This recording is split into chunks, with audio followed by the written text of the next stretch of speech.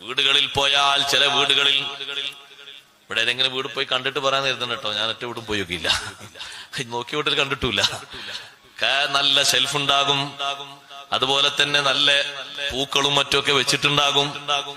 സുബ്ഹാനല്ലാഹ്, ചിലത് തോന്നും എടുക്കാനുള്ള സൗകര്യത്തിനായിരിക്കും അങ്ങനെ വെച്ചത് എന്ന്. അടിയിലെ ഭാഗത്ത് കാണാം മുസ്ഹഫും മൗലിദ് കിതാബും മറ്റുമൊക്കെ വെച്ചിരിക്കുന്നത്.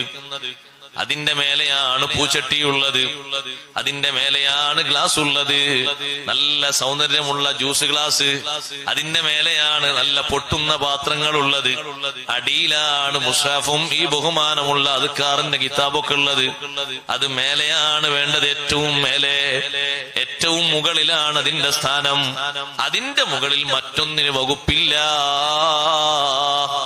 ഒരു പേന പോലും വെക്കാൻ, ഒരു കണ്ണട വെക്കാൻ, ഒരു കണ്ണടയുടെ കൂട് വെക്കാൻ, ഒരു മരുന്നിന്റെ കൂട് വെക്കാൻ ഒരു വകുപ്പും അല്ലാഹു തന്നിട്ടില്ല.